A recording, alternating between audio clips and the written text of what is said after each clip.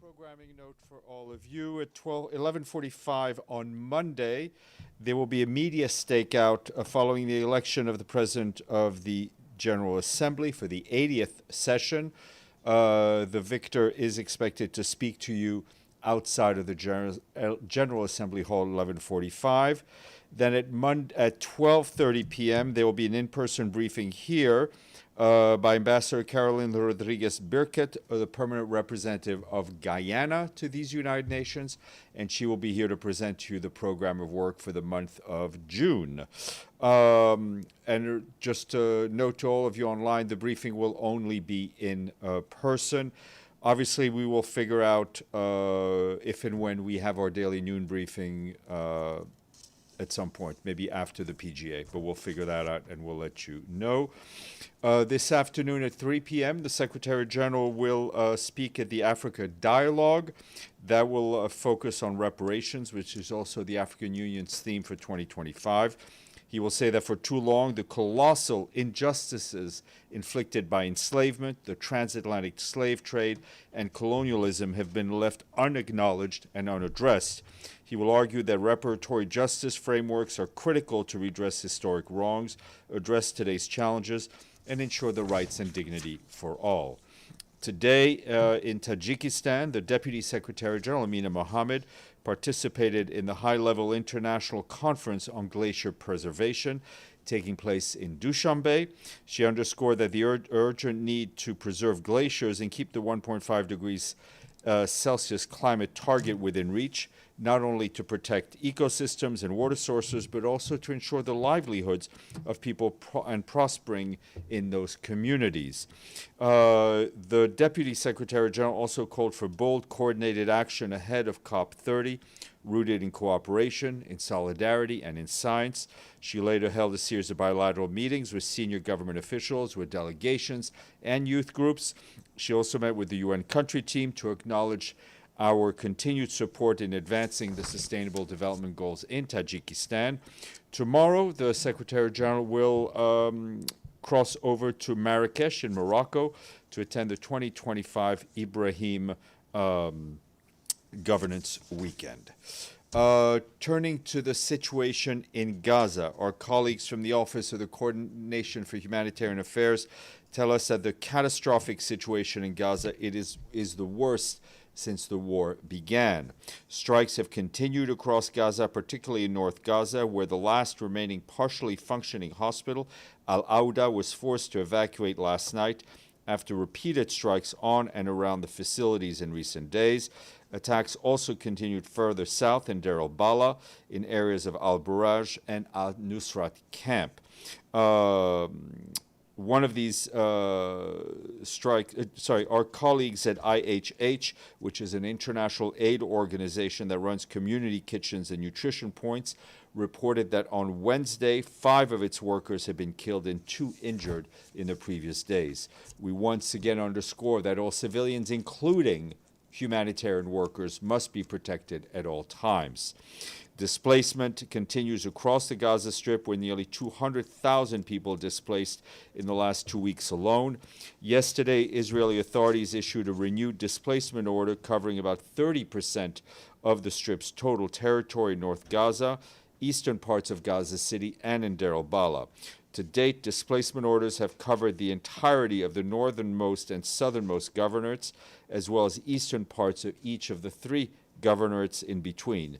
Partners note that the limited movement of people observed in recent days appears to be driven by search for food, the search for necessity, more than by displacement orders. We and our humanitarian partners are continuing to provide support to people in need, despite the immense challenges on the ground and the crippling restrictions on the amount and type of assistance that's being allowed into the Gaza Strip. Yesterday, we and our humanitarian partners only managed to collect 5 truckloads of cargo from the Palestinian side of the Karim Shalom crossing. The other 60 trucks had to return to the crossing due to intense hostilities in the area. Meanwhile, in Gaza City, our partners working to address shelters managed to distribute some 45 emergency shelter kits to families as part of a pilot initiative aimed at pooling resources to respond to some of the most critical needs. Humanitarian needs have exploded in Gaza following the 80 days of the nearly total blockade of aid going into the Gaza Strip. And the limited amounts of aid entering the Strip are nowhere near sufficient to support the 2.1 million people in desperate need of assistance. As conditions on the ground further deteriorate and public order and safety breaks down, looting incidents continue to be reported. Today, a group of armed individuals stormed the warehouses at a field hospital in Deir el-Bala, looting large quantities of medical equipment, supplies, medicines, nutritional supplements that was intended for malnourished children. The humanitarian community reiterates the need for full lifting of the blockade on Gaza and action to ensure that the root causes of widespread deprivation Strip are addressed. Turning to the situation in the West Bank, our OCHA monitoring reports that Israeli settler violence continues to be on the rise. So far this year, settlers have injured more than 220 Palestinians. That's about 44 a month, the highest rate in the last 20 years. Meanwhile, Israeli imposed movement restrictions across Salfit Governorate in northern West Bank continues to disrupt access to nearly 90,000 people who need health care, who need education, and who need to access their own livelihoods. Turning to Sudan, which is also seeing attacks on humanitarian supplies. I can tell you that we are shocked and alarmed by that the World Food Program premises in Al-Fasher were hit and damaged by repeated shelling from the Rapid Support Forces. You will have seen that our colleagues at WFP issued a statement saying their staff, thank God, is safe and accounted for. We reiterate that humanitarian staff, their assets, their operations, and supplies should never be targeted. This must stop now, especially in places like Sudan, where over 3 million children are suffering from malnutrition. Our WFP colleagues are trying as much as the situation allows to scale up food nutrition assistance to reach 7 million people on a monthly basis, with prioritizing communities that are facing famine or just at risk of famine. As you know, famine has been confirmed in Sudan in 10 locations, 8 in North Darfur, including Zamzam Camp, and 2 in the western Nuba Mountains. Another 17 areas, including parts of Darfur, Nuba Mountains, Khartoum, and Jazeera, are at risk of famine. We cannot stress enough that the only path forward is an immediate end to the hostilities. Moving south to South Sudan, our peacekeeping mission there says they're deeply alarmed by a surge in intercommunal conflict in Tonj East in Warrap, which is part of the persistent cycle of cattle raids and revenge attacks plaguing that state. On May 29th, yesterday, armed youth attacked a community there, reportedly killing at least 26 civilians and injuring some 30 others and torching 35 homes. Thousands of people have been displaced as a result. The mission held urgent discussions with local officials and community leaders in Tonj East to try to de-escalate the tensions and prevent further mobilization and violence. Peacekeeping patrols have also been intensified in the impacted area. We call on the communities involved to end the violence, and we urge the government to proactively deploy security forces to prevent revenge attacks. Turning to Cyprus, a quick update on the work of Mariangela Holguin, the personal envoy of the Secretary General for Cyprus. She's concluding her visit to the island today, meeting separately with the Greek Cypriot and Turkish Cypriot leaders twice during the week to encourage progress related to the initiatives to build trust agreed to in Geneva in March. Ms. Holguin also met with their representatives, including a joint meeting with both today. She engaged with the newly launched Technical Committee on Youth, among other interlocutors. From Cyprus, she will travel to Ankara, where she will meet with Turkish Foreign Minister Hakan Fidan on June 2nd. On June 5th, she will be in Athens for a meeting with the Greek Foreign Minister, Georgios Gerapetritis. Thank you. And she also intends to visit London, the other guarantor power, in the coming period. Just for the record, yesterday afternoon, Rosemary DiCarlo, the Undersecretary General for Political and Peacebuilding Affairs, briefed the Security Council on Ukraine. She said since her last briefing a month ago, there was cautious hope of progress in the diplomatic front to stop the fighting. Regrettably, she said, instead of steps towards peace, we witnessed a brutal surge in large-scale Russian attacks across the country, adding that Russian regions bordering Ukraine also reported civilian casualties. She warned that further escalation would not only aggravate the devastating toll on civilians, but also endanger the already challenging peace efforts.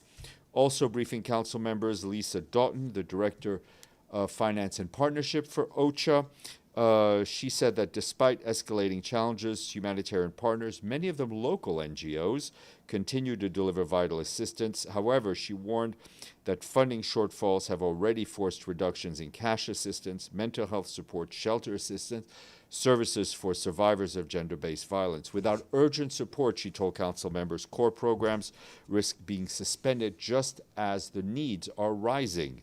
We share those remarks with you. As we enter the hurricane season soon, our colleagues at OCHA are sounding the alarm about the forthcoming hurricane season, which runs from June to November across Latin America and the Caribbean. According to the National Oceanic and Atmospheric Administration of these United States, the 2025 hurricane season is expected to be well above average in terms of intensity of storms across the region, with serious implications for countries like Haiti, which are most vulnerable. OCHA is working with governments and partners across the region to coordinate preparedness and response mechanisms amid a general decline in funding and capacities to respond. Last week, OCHA hosted the 2025 hurricane season preparedness event, bringing together UN agencies, partners, together with regional, national, local disaster authorities and civil society organization. Turning to the situation in Haiti itself, OCHA says they're concerned about the country's exposure to natural hazards and the limited capacity to respond to them. More than 1 million people are displaced due to conflict and insecurity. Among them, 200,000 are living in displacement sites, with the number having nearly doubled between March and April of this year, mainly due to the violence in the Centre Department. Most of these sites are located in flood-prone areas and lack adequate shelter, drainage, and sanitation, leaving families acutely vulnerable to storms. Access constraint remains, and preparedness is further undermined by the lack of prepositioned supplies across Haiti, a direct consequence of underfunding. OCHA is working closely with national authorities and humanitarian partners to bolster preparedness. Current efforts include contingency planning, mapping of high-risk areas, especially displacement sites, reinforcing early warning system, and pre-positioning available stocks. Electoral coordination is also ongoing to address critical gaps in shelter, water, sanitation, hygiene, health, and camp management. However, as we've been saying, funding or lack thereof remains a major obstacle. Of the $908 million requested for the humanitarian needs and response plan for Haiti, only 8% is funded, with just $72 million in the bank. No money today, but I've got a little International Day quiz. Today is the International Day of something that you can fry. You can, damn. I was going to say, you could fry it, you could boil it, you could mash it, you can saute it, you can roast it. It is the potato, Edie. Today is the International Day of Potato, a crop that is regularly consumed by billions of people. For many around the world, the potato is an important crop in combating hunger, poverty, and addressing environmental threats to agri-food systems. Tomorrow, very important, World No Tobacco Day. The name of the day speaks for itself. WHO calls on governments to ban all flavored tobacco to protect youth from addiction and disease. And Sunday is the most important day in my house because it is the Global Day of Parents. This year's theme, Raising Parents, draws attention to a central reality that parents and caregivers require time, they require resources and support, yes, in order to raise children in a nurturing and positive environment. Edie, you had the potato. Oh, Pam, I'm so sorry. Pam. Pam had the potato. I tipped to Irish Okay, so go ahead. potatoes. Yeah. Thank you. Is there a role of the Secretary General? Do you anticipate a role in the June two-state solution conference? Well, he will obviously be here, and he will address the conference. That was a potato's worth. Edie, then Amélie. Steph, you said that 5 trucks got into Gaza Yeah. yesterday and that another 60 had to return. Could you tell us where the 5 trucks actually got to and whether any of the aid from those trucks was delivered and why the 60 trucks had to return? Well, the 60 trucks returned because it was no longer safe to use that road. There were hostilities, unclear exactly what type. I mean, the road obviously had been okayed for us to use by the Israeli military, but the area around Kerem Shalom, as you know, is one where there are a lot of armed gangs have been operating, notably in the no man's land, which is a few kilometers from the crossing. The five trucks carried medical supplies, which were meant for the field hospital in Deir el-Bala, and most of the supplies were looted today, very sadly and tragically. Amélie. Just on the looting incident that you mentioned and the one in the hospital in Deir el-Bala, you said armed men, so it's not the same word you used in the last few days to describe the looting that had happened with, just hungry Palestinian looking for food. So is it a different kind of... Yes, I mean, this appeared to be much more organized and much different from the looting we'd seen in the past days, notably the WFP warehouse, where, from what our colleagues said, these were desperate people in search of food.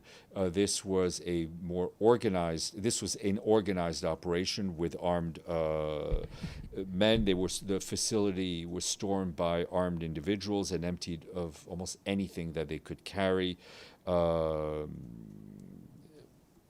And with the tragic impact that it has on the people who desperately needed those facilities.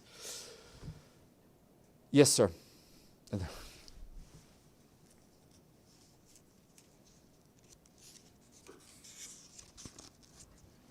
Thanks, Steph.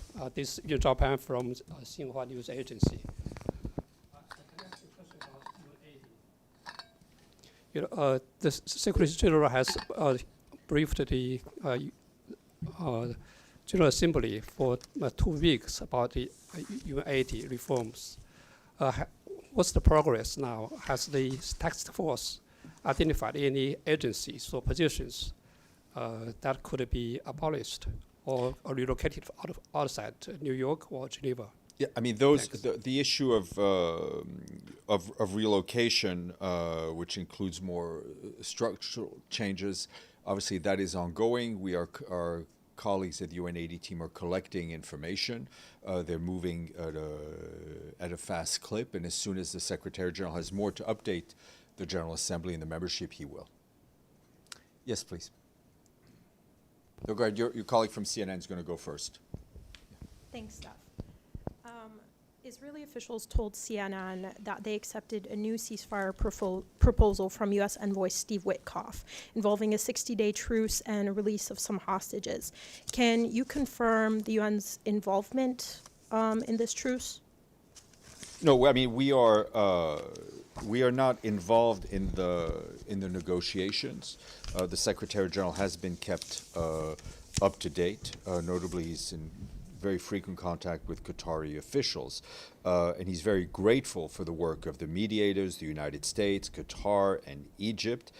I think we've seen all the press reports. We very much hope that the work of the mediators will be successful, so we can put an end to this cycle of suffering, cycle of violence we're all witnessing, and hopefully put Israelis and Palestinians back on a positive track on a peace process. Do you have a comment on being excluded from the negotiations? No, I mean, it's not a, listen, I think different negotiations, different mediations take different shapes. Since the beginning, This has really been the trio that has been most at work. We're not taking it as a snub in any way, shape, or form. We have been now more than 600 days involved at different times by providing information that was requested and supporting the process. Thank you. Yes, please, Jordan. Oh, thank you. Small question before the big question. Is potato a vegetable? I don't know. I think it's a legume, no? I think it is a vegetable, or the root. I don't know. But I know I love them. I don't ask, things that I like to eat, I don't really ask them any questions. Yeah, Yeah. okay. Big question. How often do you eat potato? Quite a bit. Okay. What is the status of trusteeship council of the United Nations, and who can reactivate it if it's dead? Member states. Which is Security Council or General Assembly? I think that you would have to look at the charter. I don't have the answer, but it is. No, the charter But is still there there. is still a president of the trusteeship council, if I'm not mistaken. We can find out what which is the member state relationship? sits. Oh, sorry. And when some countries in trouble, such as Palestinian, they ask for protection, and is trusteeship, if it is alive today, can be a solution for them? Do you think? I think we're getting ahead of ourselves. That will be a decision that member states would have to take. Yes, Deji. Yes. As we know that UN had more than 12 encounters with Israeli authorities on the potential cooperation between UN and the Gaza Humanitarian Fund. During those 12 engagements, are you aware of the funding, the donation of the establishment of that fund? No, I mean, I think source we of the have money. we have no more visibility as to the funding of the Gaza Humanitarian Foundation funding. Is that one of the than you do. concerns that you didn't really cooperate No, with the listen. fund? Our concern is about getting food to those Palestinians who need it, which is just about all of the 2.1 million people living in Gaza. That's our concern. We're not here to block the work of other organizations, to make it more difficult. We just want to get to work, and we want the obstacles that are in our way for us to work to be removed. But it's reported today that maybe the biggest donor, one of the biggest donor for that fund, is the Israeli government itself. Any comments from the Secretary General? Who funds them? It's not our concern at this point. But that's not in line with the justice. Our concern is to get the humanitarian operation working, ours and others, in a way that meets the needs of the people in Gaza, and that meets humanitarian principles. I will leave it to journalists such as yourselves to investigate or to look at and to answer questions on the GHF. It's not my job here. Right. Another topic. Today in Hong Kong, 32 countries signed the Convention on the Establishment of International Organization for Mediation. I don't know whether the Secretary General is aware of this. Let me check. I meant to ask our legal office. Let me check what our role in that is. Okay. Yep. Thank you. Yes, please. Thanks so much, Steph. Happy Potato Day to you. Have a quick follow-up on UN-80 initiative. Reuters has reported that... Hold on. Sorry. Yes, sorry, go ahead. Reuters has reported that the UN Secretariat wants to cut 20% of budget and reduce its staff by 6,900 jobs. Could you please confirm these reports? So what I can tell you, obviously, there was a memo sent out by the comptroller as part of the UN-80 initiative. The memo was sent to all heads of offices and part of the Secretariat.